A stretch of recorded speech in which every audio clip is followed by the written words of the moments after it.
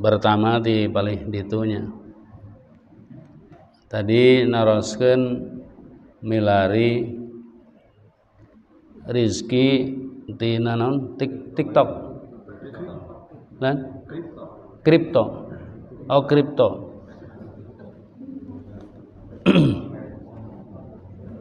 jadi jenis transaksi semakin zaman semakin akhir semakin banyak macamna, tapi anu loba teh mung ngaranna bae hari intina mah sami bae. Seperti dina masalah perbankan pernah terjadi perdebatan dalam forum Bahsul Masail masalah bank itu apakah halal, haram, atau makruh, atau mubah. Itu juga seperti itu. Jadi produk bank sendiri itu juga bermacam-macam. Itu cuman olah alih nama saja. Pada intinya mah eta-eta keneh. Nah, termasuk seperti kripto itu kan hanya sebuah otak-atik saja.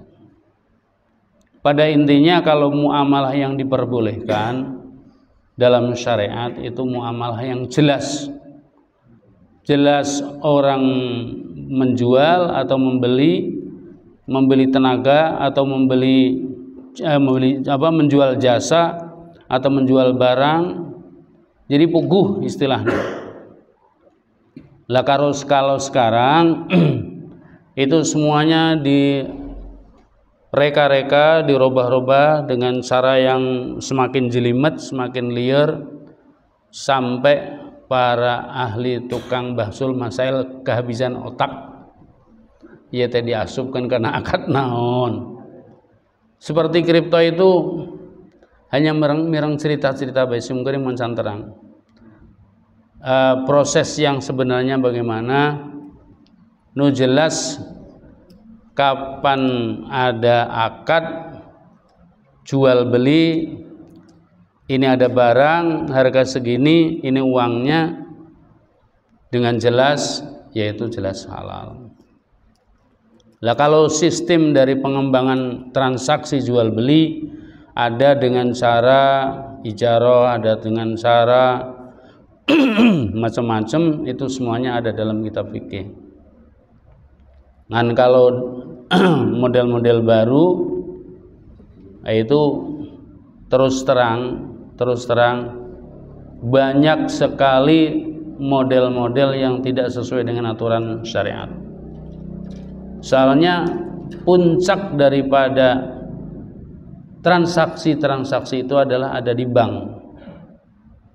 Karena bank itu sendiri sebenarnya transaksi yang tidak diperbolehkan karena di situ ada bunga. Kata ulama modern nih yang diketuai oleh Pak Kiai Ma'ruf Amin, mantan Wapres, sampai di Indonesia sudah ada mata kuliah ekonomi syariah. Mungkin ada di sini sarjana ekonomi syariah, saya tidak tahu. Teman-teman juga banyak mereka melibatkan orang-orang pondok pesantren untuk mengembangkan ekonomi syariah. Padahal ekonomi yang disebut syariah itu hanya kulitnya doang. Ini saya berkata begini ini saayana, sanyatana. Tapi saya berkata dengan jamaah saya, bukan kepada pemerintah, bukan kepada perbankan, bukan kepada siapa-siapa. Adapun ada Pak Kapolsek itu kebetulan jemaah saya. Jadi oleh Pak Kapolsek jangan dilaporkan. Jadi begini, produk perbankan yang pakai nama apapun itu hakikatnya bank memberi pinjaman dan peminjam memberi bunga. Kalau tidak begitu tidak jalan. Padahal toh pada hakikatnya perbankan di dunia itu dikuasai oleh beberapa orang. Yang disebut bank sentral itu milik perorangan, bukan milik lembaga dunia, lembaga negara. Bahkan yang disebut BI pun itu milik seorang pribadi. Itu karena mereka menerapkan cara-cara di dunia ini dengan sistem bunga. Ketika kita pinjam dana dan kita sudah bayar bunga, maka jadilah. Mau itu program apa, mau disebut apa jenisnya, terserah, tapi semuanya sama. Seperti contoh dalam program bank syariah yang sering kita dengar, yaitu mudharabah, ada apa lagi? Ada kirot, ada yang macam-macam itu. Kalau teori kirot ini satu contoh saja. Kirot itu ketika misalkan ada seseorang mau dagang, tidak punya modal, kemudian pinjam modal kepada temannya. Kata temannya, mangga modal, tapi setiap bulan harus memberi keuntungan kepada saya sekian. Itu namanya bunga.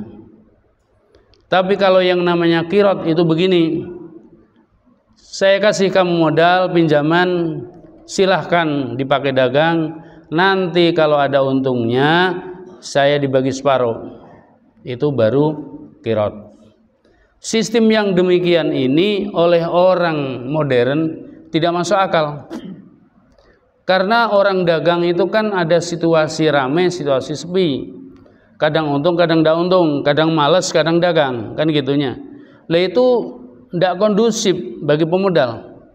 Maunya pokoknya saya kasih pinjam uang segini, mau dipakai mayoran, mau dipakai ameng, mau pakai tidur, pokoknya yang penting 1 bulan setor kepada saya sekian persen.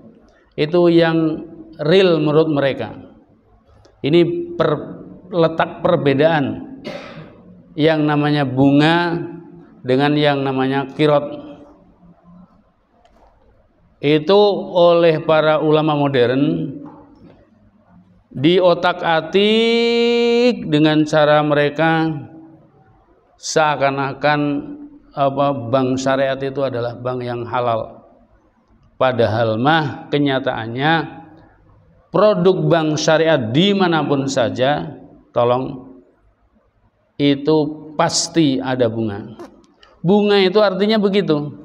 Ketika kita pinjam uang, kita ambil, mau uang ini kita buang ke balong, mau kita bakar, mau kita simpen, yang penting setiap bulan ada masuk kepada lembaga perbankan sekian persen.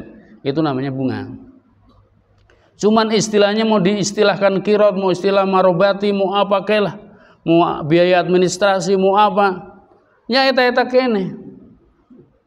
Laras enggak? Yang namanya kirot, dagang, marobati, itu kalau batian. Kalau nggak batian nggak maro. Saya kasih modal 100 juta bapak ini, silahkan dipakai dagang bakso atau dagang apalah. Nanti laporan dia, saya dagang bulan ini karena saya sakit cuman berapa minggu, dapat untung cuman 100.000, ya 50.000 sewang lah. Ya modal 100 juta masa 50.000, mangkara 50.000. Lah memang batinnya 100.000, ngapain? Kan gitu. Itu menurut ekonomi modern tidak masuk akal. Kalau menurut ekonomi modern, mau dipakai tidur, mau tidak, mau dibuang, mau apa, yang penting 1 bulan setor kepada saya 2,5% misalkan. Berarti kalau 100 juta, 2,5 juta masuk ke saya setiap bulan. Ini perbedaan antara apa?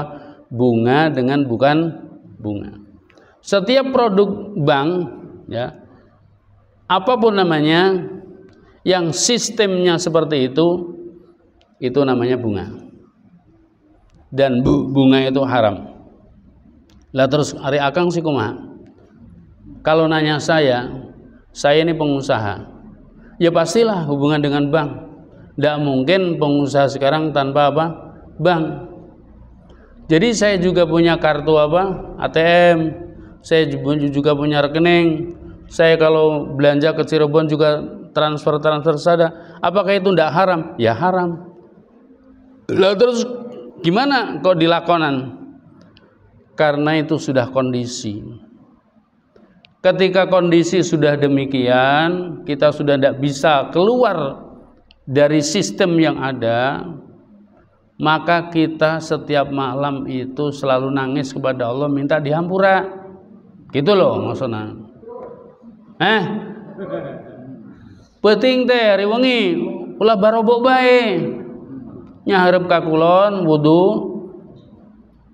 bacakan istighfar. Kuatna sabarakali. Ngaku ka Allah, ya Allah Gusti abdi teh teu tiasa ngahindari nu haram. Da kieu keadaanana, lamun teu kieu teu bisa usaha. Lagi terus ku Allah dihampura tah henteu. Wallahu alam. Nyanggakeun kumaha cek Allah kok diatur. Allah tidak bisa diatur. Pokoknya orang ngaku di hadapan Allah bahwa orang teh jalma doraka kajen cek batur disebut kiai geh. Sabenerna ngagagandong dosa unggal poe. Tuh sing tak apal mah. Mana re disebut-sebut akang-akang teh sok ngerakeun eta teh. Leres teh, saleres-leresna. Pada gitu orang kita tetap ngadoa muga-muga anak jadi saroleh. Leres henteu? Makanya yang daharna nu kitu. Pan ari terang-terangan ka Allah ngaku haram mah ngaku teu bisa. Pan meureun ieu mah. Mudah-mudahan ku Allah nya geus dihampura ku kuring pan kitunya. Amin ya rabbal alamin. Itu kalau bicara masalah ekonomi.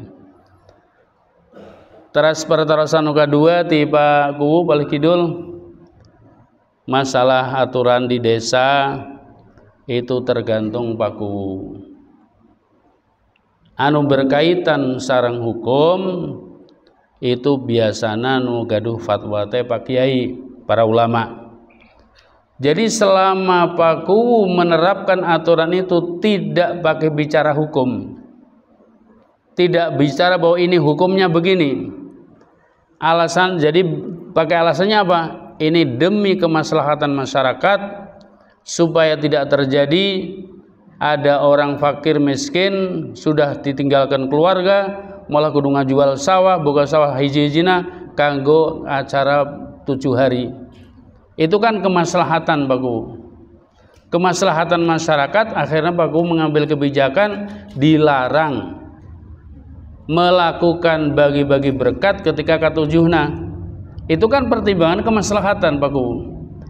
Jangan Pak Kuwu bicara hukum. Kalau Pak Kuwu bicara hukum berarti Pak Kuwu berada di ranah fatwa. Kalau ranah fatwa nanti risikonya seperti yang disebut oleh Pak Kuwu, ajra'ukum alal fatwa ajra'ukum alan nar, kata Nabi. Pangwani-wanina jalma fatwa kana hukum itu pangwani-wanina ngalawan neraka. Nemawi Pak Kuwu posisina sebagai waliul amri, penguasa, ngatur kemaslahatan rakyat. Ieu saena rakyatnya mending disaram. Ada urusan sedekah mah ulah pati-pati ulah nyegah sedekah. Terserah sedekah mah sedekah kabeh terserah. Tapi ulah make lembaga tahlilan. Lembaga tahlilan kita hindari karena kalau sudah menjadi budaya dikhawatirkan semua rakyat kapaksa. Bagi orang yang kaya tidak masalah, tapi bagi orang yang fakir miskin kapaksa sampai ngajual sawah, ngajual imah. Ini perlu dipertimbangkan oleh waliul amri Pak Kuwu sebagai pemegang kekuasaan, bertanggung jawab dalam hal ini. Akhirnya Pak Kuwu dengan musyawarah desa mengambil keputusan melarang bagi-bagi berkat pada katujuhna. Cuman itu berarti ari entos katujuna mereka bagikan kabeh mangga teh teuing pan kitu nya Pak Kuwu. Teu dicaram sanes. Nya entos satu hari kitu. Berarti tidak ada kata-kata Pak Kuwu melarang sedekah kan kitu nya. Yang dilarang bagi-bagi berkat pada hari ke-7. Dengan alasan demi pertimbangan orang-orang yang tidak mampu. Itu berarti Pak Kuwu bukan fatwa. Jangan pakai dalil ajra'ukum alal fatwa ajra'ukum alan nar ya. Itu mah kebijaksanaan namanya. Lah kalau Pak Kiai misalkan pidato bahwa sedekah pada hari ke-7 itu haram. Lah itu baru neraka itu. Leres dah. Sedekah haram. Masuk neraka kan? Karena melanggar aturan syariat. Kalau baku melarang sedekah pada ke-7-nya bukan berlandaskan hukum, tapi pertimbangan untuk melindungi orang-orang yang fakir miskin. Itu menurut saya seperti itu baku. Terus bagi Kang Haji punten, masalah puasa, hari puasa namanya wisol ya, sana wisolnya, daharnya, saumud daharinya. Anu dilarang itu puasa terus-terusan, alim buka. Jadi saumud dahar, kecuali hari lebaran. Itu karena apa? Nabi menyinggung seperti itu tidak boleh, karena itu berlebihan. Artinya berlebihan itu disebut oleh Nabi karena badanmu punya hak, istrimu punya hak, tenagamu punya hak. Jangan sampai kamu habiskan untuk siang puasa, malam sholat nggak pernah tidur. Itu pernah ada sahabat yang berjanji nazar pada dirinya akan selamanya siang puasa, malam sholat nggak tidur. Dipanggil oleh Nabi, wah kamu jangan mengambil hak yang bukan hakmu, karena badanmu juga punya hak untuk istirahat, keluargamu juga punya hak untuk dilayani, istrimu juga punya hak. Oleh karena itu dihukumi saumud dahri itu makruh ya. Lah untuk menghindari makruh itu kan ada puasa-puasa sunnah seperti Senin dan Kamis, kemudian puasa Daudnya, yaumun aftar, yaumun shaim. Itu boleh-boleh aja. Lah ketika orang tadi yang ditanyakan oleh Pak Kiai, ketika pas hari Senin itu kan hari puasa Senin Kamis, pas jatahnya kalau puasa Daud jatah buka, itu gimana? Tinggal niatnya. Kalau niatnya mau mengamalkan puasa Daud ya jangan puasa. Kalau niatnya mau mengamalkan Senin Kamis ya silahkan puasa. Wong sunnah itu ditinggalkan boleh, dilakukan juga boleh. Tinggal niatnya saja. Lah kalau duanya dilakukan semua enggak apa-apa. Kemarin Ahad puasa, jatah puasa. Kemudian Senin puasa lagi enggak apa-apa, tapi niatnya bukan niat puasa Daud, tapi Senin ini puasa Senin Kamis. Nanti Selasa puasa Daud deui, Rebo buka deui kan gitu. Jadi tinggal niatnya. Ibadah itu tinggal niat. Ketika niatnya sudah fokus Daud ya udah Daud. Kalau mau dua nana. Ya. Seperti itu ya sudah jelas ya. Terima kasih. Barangkali ada yang belum puas dari jawaban tadi, boleh tanyakan lagi.